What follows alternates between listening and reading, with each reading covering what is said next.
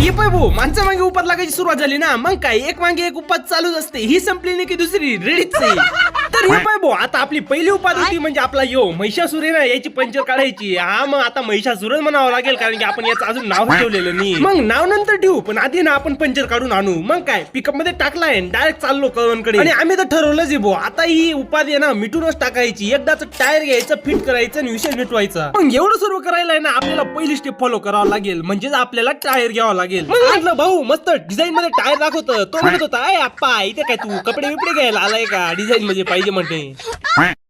असो मग आपण टायर वियर घेतले आणि डायरेक्ट निघालो घराकडे. आणि ह्या पाठीवरती ज्या कोणाचं गावाचं नाव आलंय कमेंट मध्ये नक्की सांगा. आपण इथे येऊन मस्त टायर उतरून घेतली एक मागे एक, आणि पंचरवाल्याला म्हटलं भाऊ आवडतं पटपट. पण इथे बी एक समस्या होती बरं का, आपल्या बाई उपात चालू असते, तुम्हाला तर माहितीच आहे. आता विषय असा होता की आपण आणलेलं होतं एक टायर, मग आता किती बी केलं तर एक टायर तर काही पर्याय नाही. मग काय आता एक टायर जोडून घ्यायचं, ते घरी घेऊन जायचं आणि परत आता दुसरं टायर घेऊन इथं यायचं. मग काय हे टायर घेतलं, घरी गेलो मस्त, मग ते जोडलं झडे देऊन. मग आम्ही परत टायर नाही ट्रॅक्टर घेतलंय, मग परत आलो इथं. असो मग इथं आलो आणि देखो रे इथं ट्रॅक्टर मध्ये टायरांमध्ये किती फरक दिसतोय. डायरेक्ट एक साईडला ट्रॅक्टर म्हटलं भाई पहिले जॅकलं का, आधीच आपल्या मागे उपाधी कमी नाही, तू अजून उपात करून देशील. मग काय ट्रॅक्टर खोललं, टायर खोललंय, मग टायर जोडलंय, डायरेक्ट घराकडे निघालोय. आणि ते जाऊ द्या, कोणी ट्रॅक्टरला टेक्निक घेऊन गेलेलं आहे का, हे बघा आपल्याकडे ती बी टेक्नॉलॉजी आहे.